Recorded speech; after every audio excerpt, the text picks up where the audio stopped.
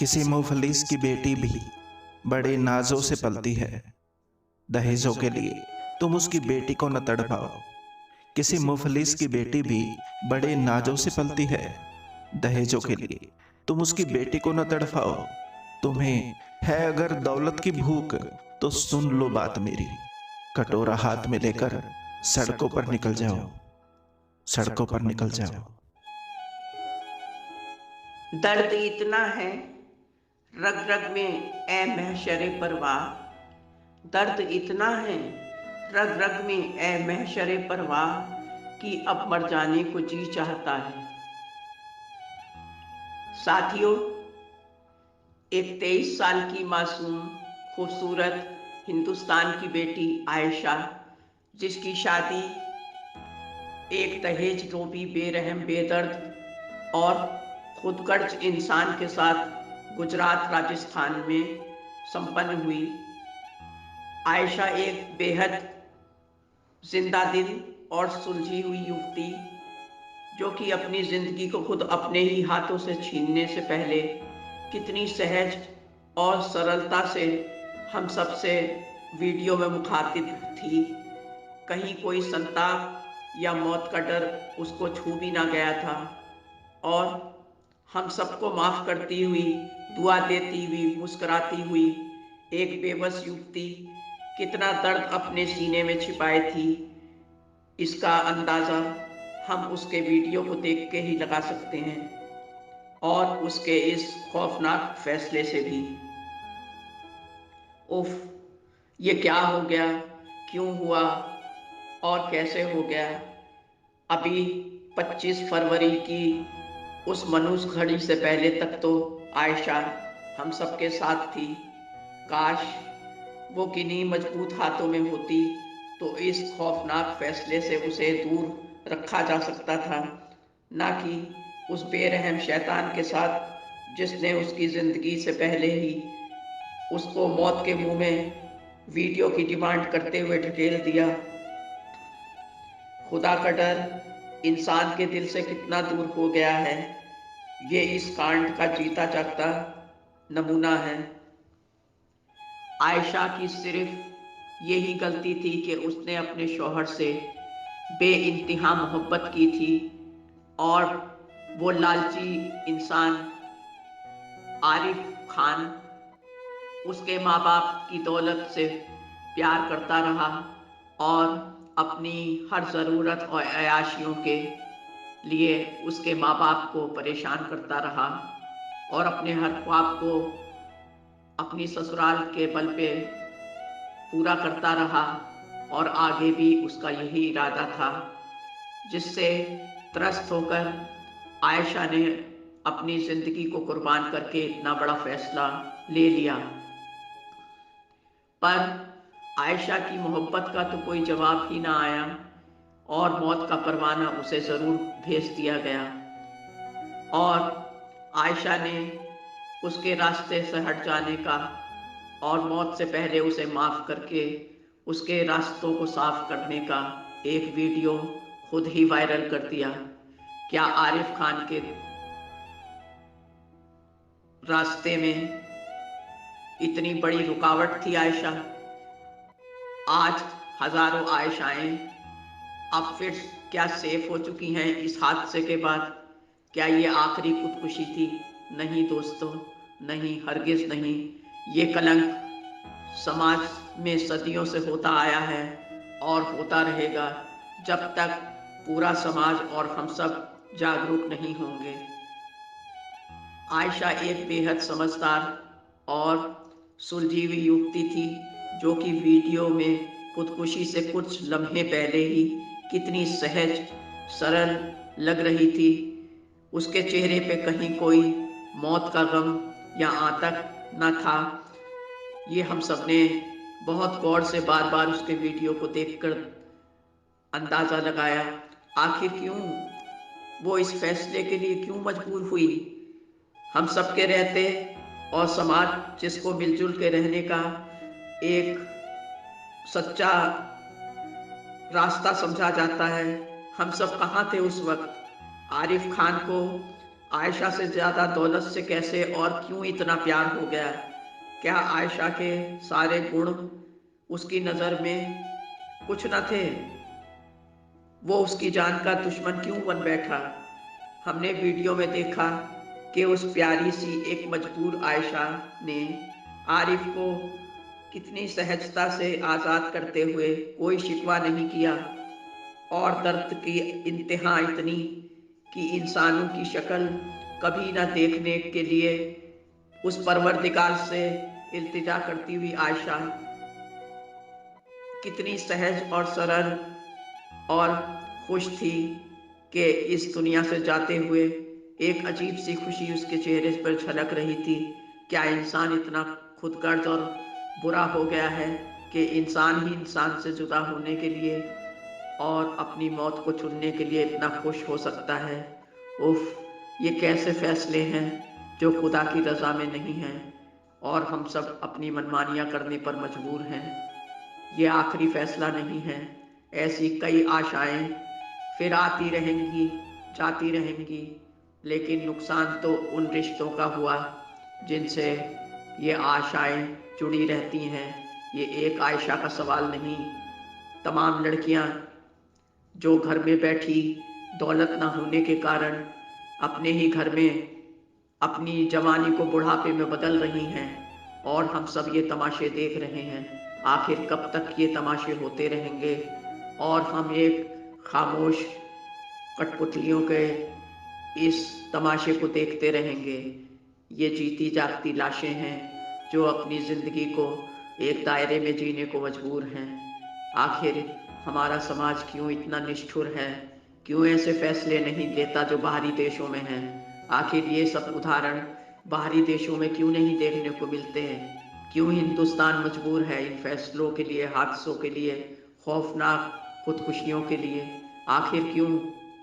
और वो आयशा खुद को हवा का हवाला देकर नदी के बहाव के साथ बहने की तमन्ना, और पति को जाते जाते भी डियर डैश का संबोधन करते हुए किसी से इस कृत्य के लिए जिम्मेदार न बनाने की अपील समाज से करती हुई, और अपने असीम प्यार का इजहार और शादी के बाद भी मोहब्बत ना होने का एक प्यारा सा उलाहना, और वो मुस्कुराहट के साथ थैंक यू बोलना, और दुआओं में उसे याद रखने की वो एक प्यारी सी अपील।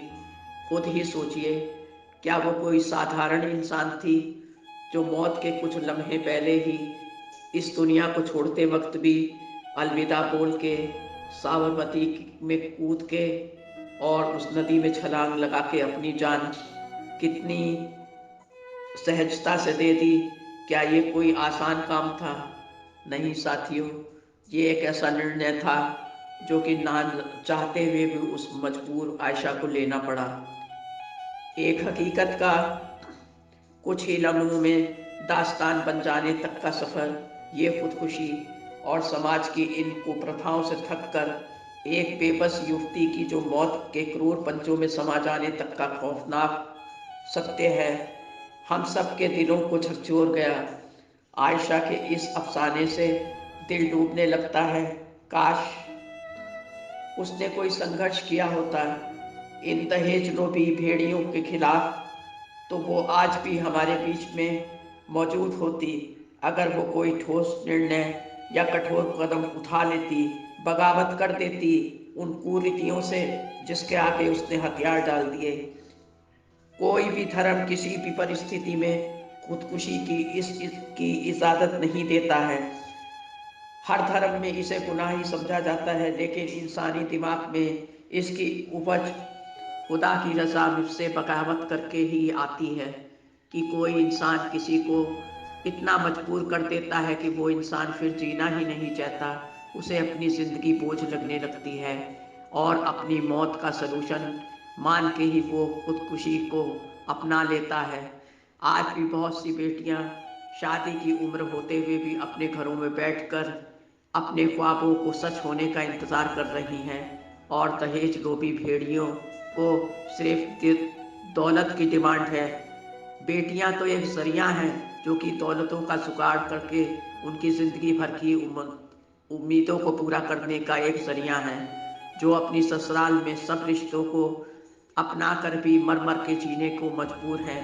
सारी काबिलियतों के बाद भी वो सिर्फ ससुराल वालों को कभी ना ख़त्म होने वाली मांगों का सिलसिला होने से मजबूर हो जाने वाली ये लड़कियां कब तक घुटती रहेंगी।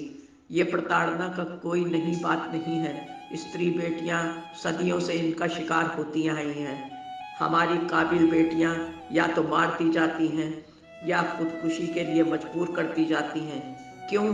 आखिर कब तक हम सब ये लाइव शो, तमाशा, वीडियो देखते रहेंगे और सारी बातें एक कान से सुनकर दूसरे कान से निकालते रहेंगे?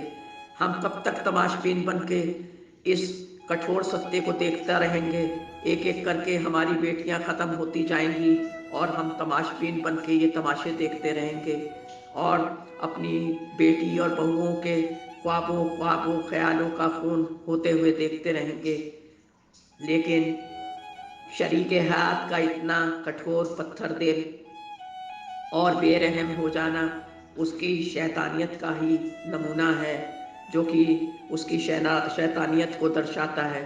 समाज को इन भेड़ियों को सजा देने के लिए इतना कठोर कानून बना दे कि वो अपने ख्वाब अरमान अपनी बीवियों से और दूसरे की बेटियों से कभी पूरा ना करने की कसम खा ले।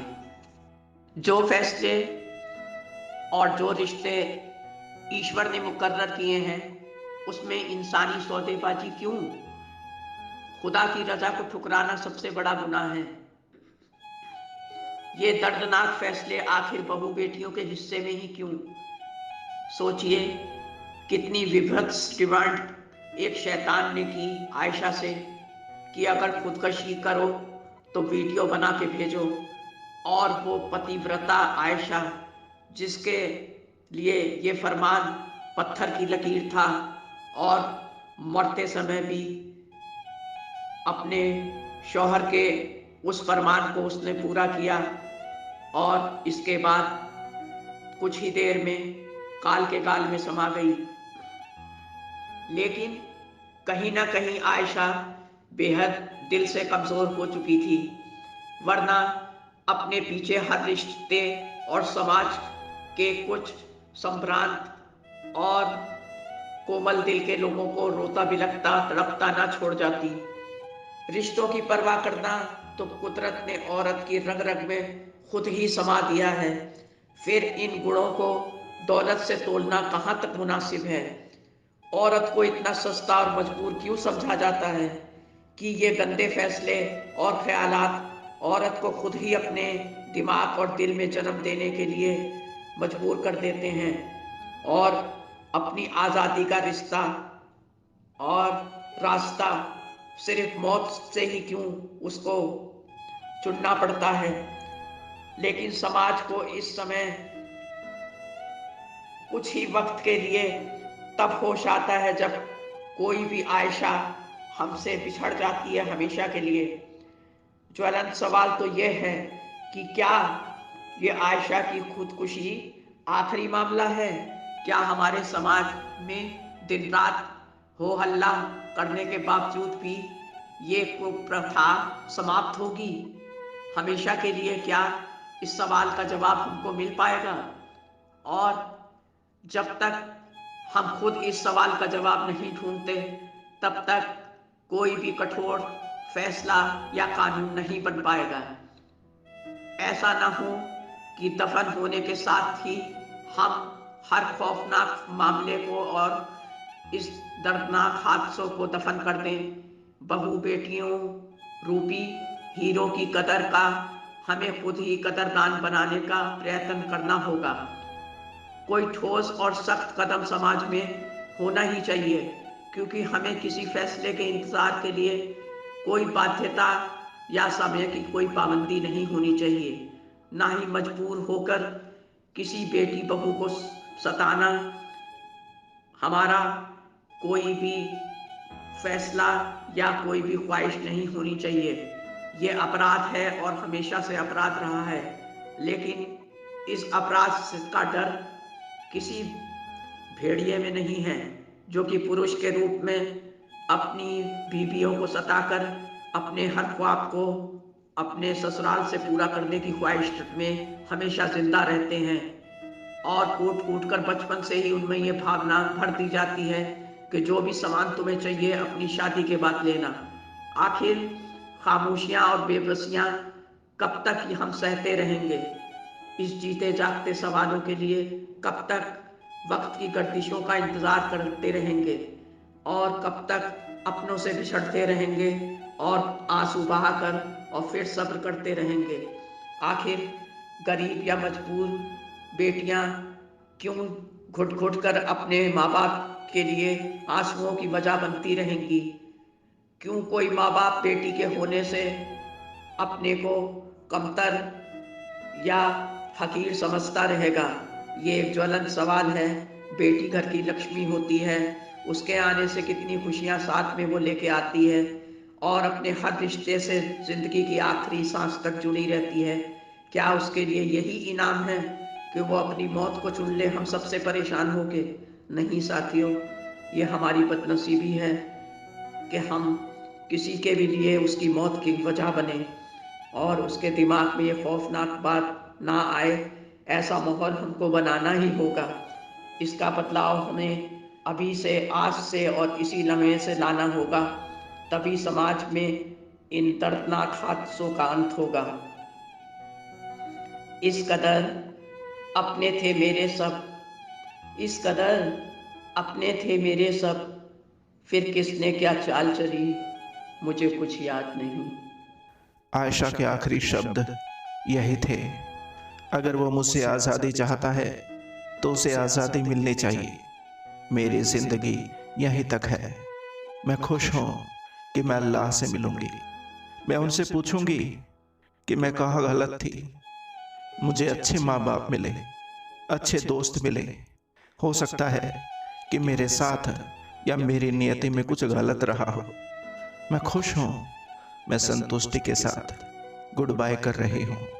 मैं अल्लाह से दुआ करूंगी कि मुझे फिर कभी इंसानों की शक्ल ना देखनी पड़े। ये आयशा के आखिरी शब्द थे। गैर भरोसे उड़ सकते हो हद से हद दीवारों तक। गैर भरोसे उड़ सकते हो हद से हद दीवारों तक। अंबर तक तो वो ही जाएंगे जिनके अपने पर होंगे।